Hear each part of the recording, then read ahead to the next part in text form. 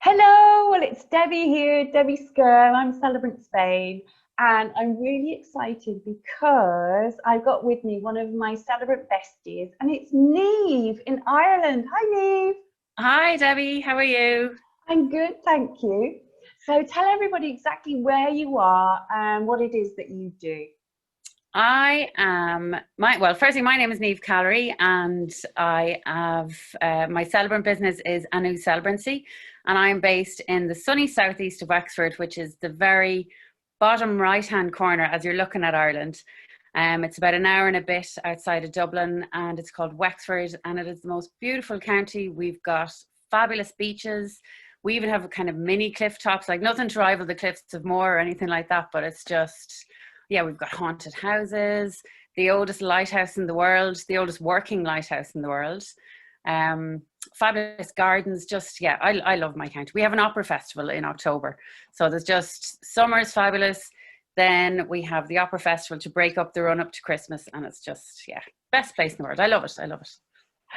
I could tell, and we've been buddies for a little while now, haven't we? And we met through kind of a celebrant training portal. And I can remember where one of the first conversations I had with you was about the name of your business, Anu Celebrancy. So where does that come from? Oh gosh, it actually took me such a long time to figure out what my name was going to be, because I didn't want it just to be my name, even though I know a lot of celebrants do just use their name. I wanted something that kind of reflected my connection to nature. So I love everything Irish.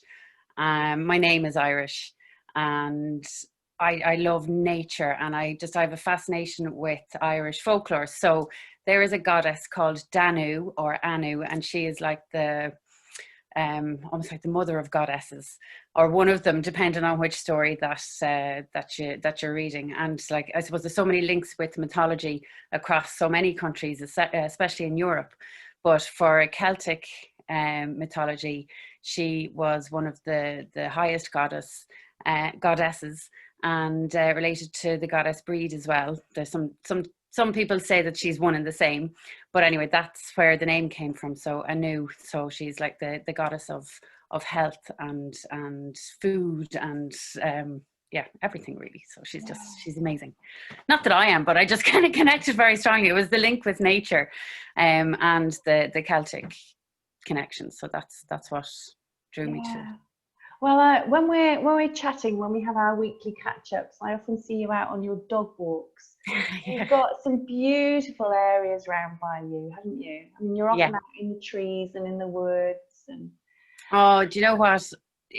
So when the country first went into lockdown, being out in the woods was my saving grace. It just really grounded me, brought me back to just, yeah, everything's going to be fine. There's a certain permanency. Like, I love the change of the seasons. Like, I can never really pick a favorite season. If I was pushed, I might say autumn, but I love the change. It's that feeling that's in the air, that there's something else happening. Yeah, I really love that. But just nature is it's the key to yeah. everything, really. So that's, yeah, I feel a really strong affinity with nature, with the outdoors. And not one of my first ceremonies, but my first naming ceremony was outside. And I remember it was just so lovely. The weather wasn't fantastic, but it was outside in somebody's back garden, in the grandparents' back garden.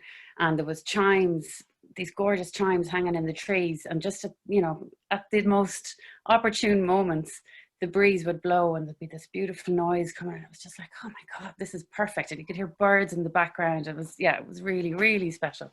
It's lovely. Kind of spine tingly, isn't it? Yeah, yeah, Yeah.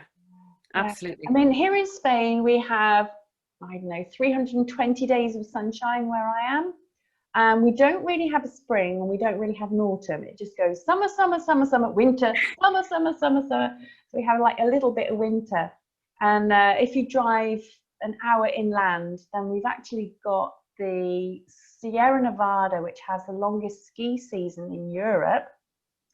And it's one of those places where you can ski in the morning and then you just drive back down to the coast where I am and you can sunbathe in the afternoon. So Wow. we don't have that kind of real change in seasons like you have. And Do you like we that? have loads of olive trees. We have olive trees as far as the eye can see, and they're not deciduous.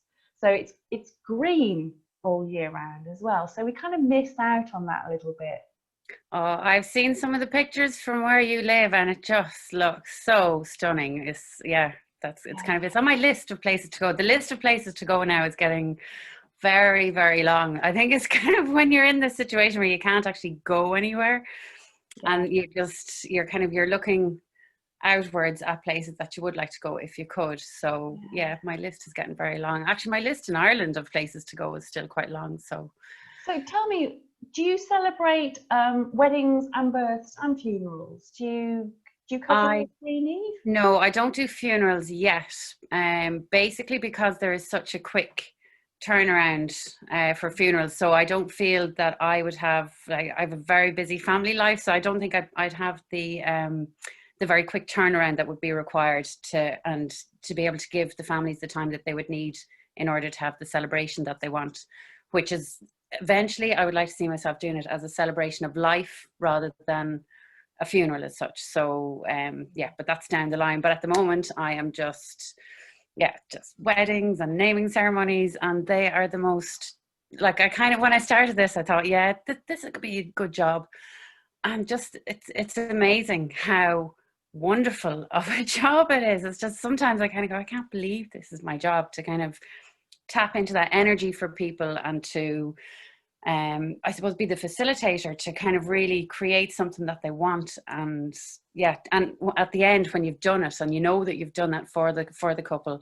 to give them to give them the energy and the day that they want, and to have told their story in the way that they want, that's just it's great. It's just an amazing feeling.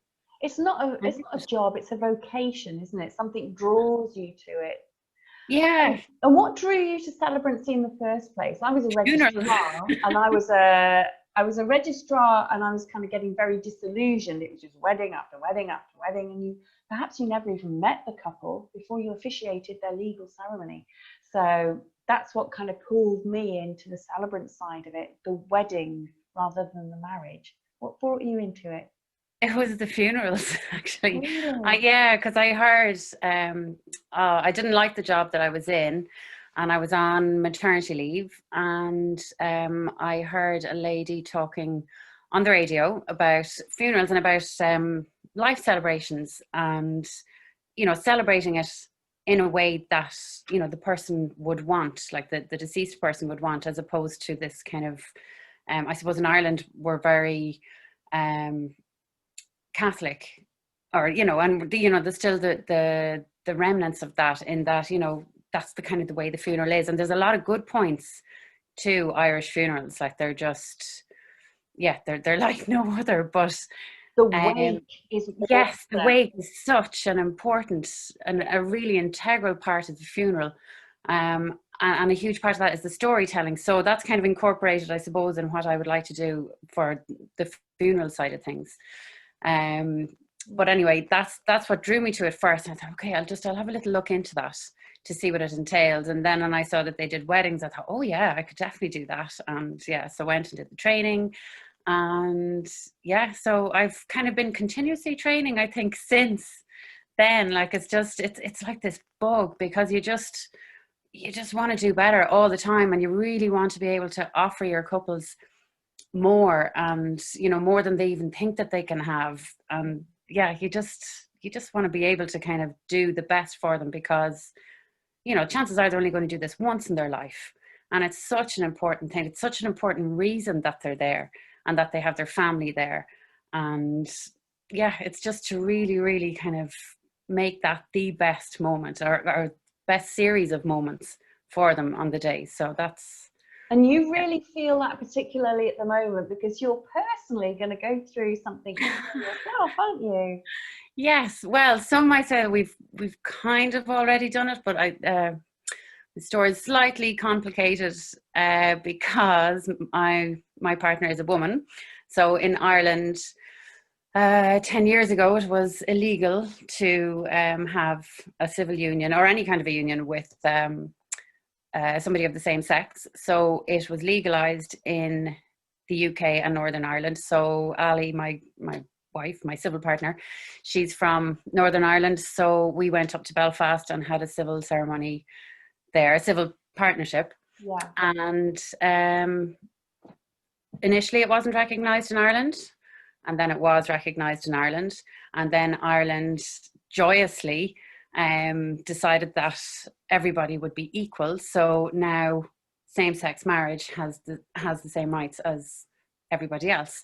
So we decided that we would upgrade, for want of a better word. But then when we looked into it, because the original civil partnership was done in the UK, it was a different jurisdiction, so we had to start from scratch. So we thought, let's just have a big day, because we didn't have a big day the first time around. We didn't have anybody from Ali's family. It was just my sisters and couple of best friends, and that was it. And then we had a little bit of a party in Dublin, but yeah, it just wasn't really what it kind of was what we wanted, because we wanted low key, but really we didn't bring the families together, and that's what we want to do this time. So we were supposed to have it in August. Obviously that didn't happen, and as well, the numbers obviously are a key thing, because we are bringing our two families together, and we didn't do that the first time around, so we can't really compromise on the numbers. So next year, Friday the 13th, it's lucky for us.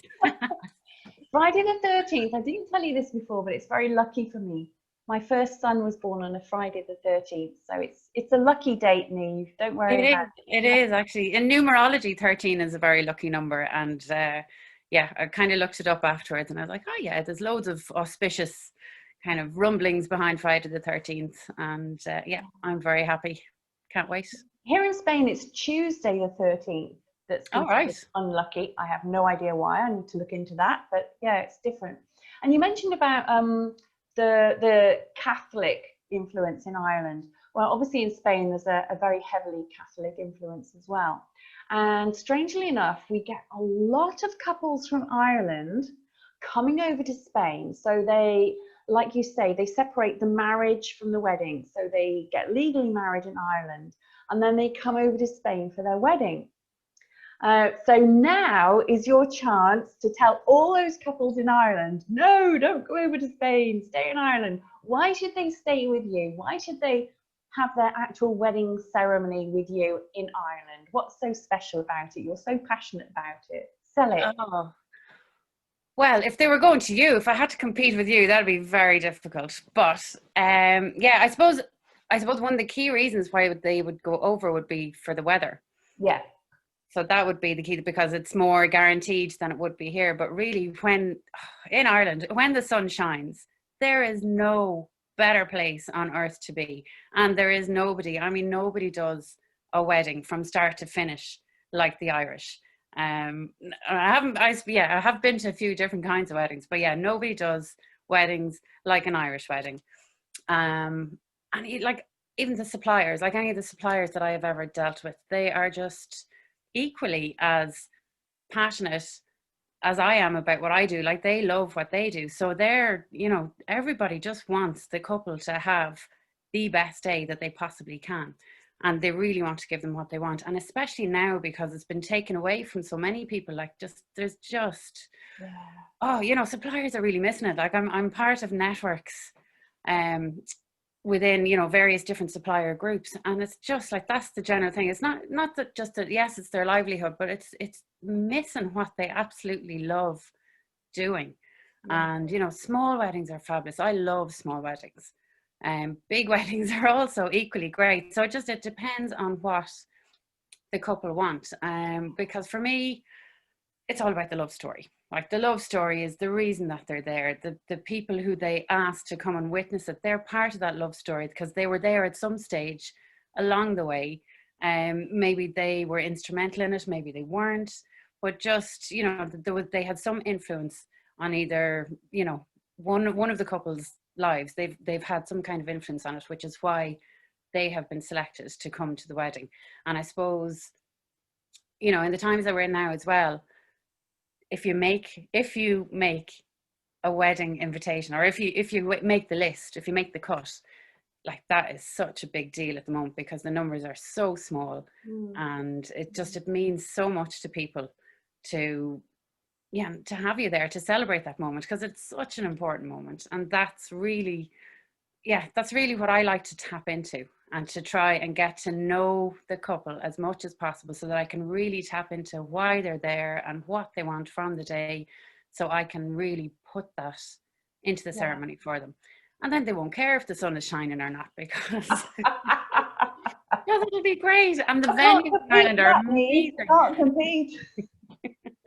I think it's actually at the moment, and in 2021 and possibly going into 2022 as well, I think a lot of people will be very comfortable having that small, intimate, intensely romantic ceremony. Mm. And then perhaps a year down the line, or perhaps a little bit later down the line, having an affirmation ceremony, a vow renewal, or a wedding blessing. Something that when the time is right and everybody's comfortable with it, they can have a really good hoolie and have a fantastic celebration.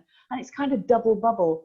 So you get the intensely romantic ceremony, just the two of you, and perhaps an intimate collection of family and friends. Mm. You can have the fantastic celebration that's all the sweeter for the waiting of it a little bit further down the line when we can. That's it. But that's the thing. Like, imagine if your wedding is the first wedding that your best friend has been to in like a year or 18 months or whatever, do you know? And it's, you know, the outburst of love and energy and just everything. They're just, everybody is so ready to celebrate. Yeah. For whatever reason, and to have a wedding is one of the best reasons to celebrate anyway.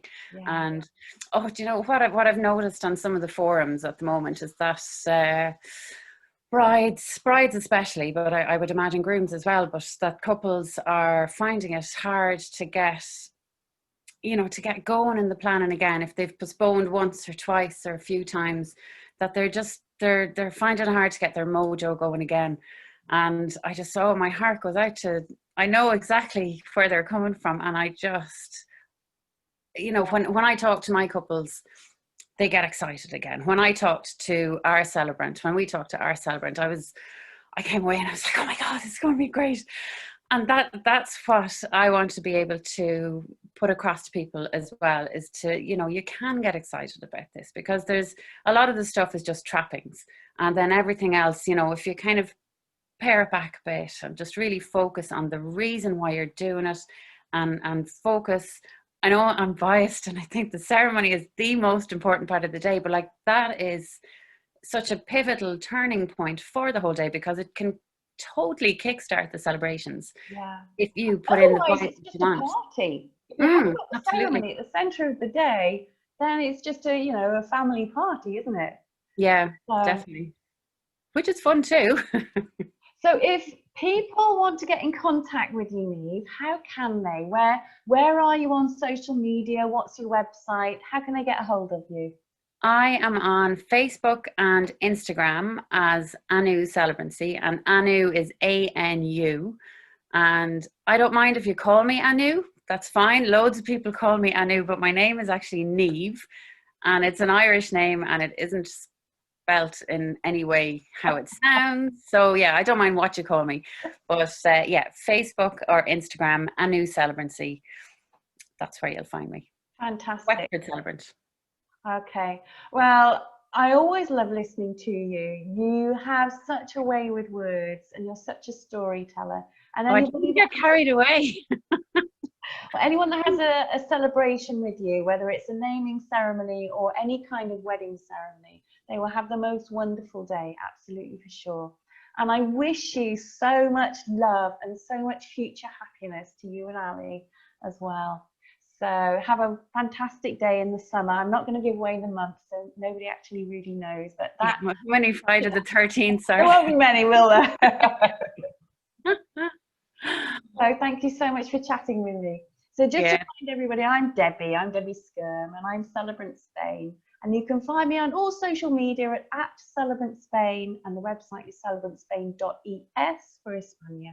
So Niamh, once again, thank you so much for chatting with me, and I'll catch up with you tomorrow morning.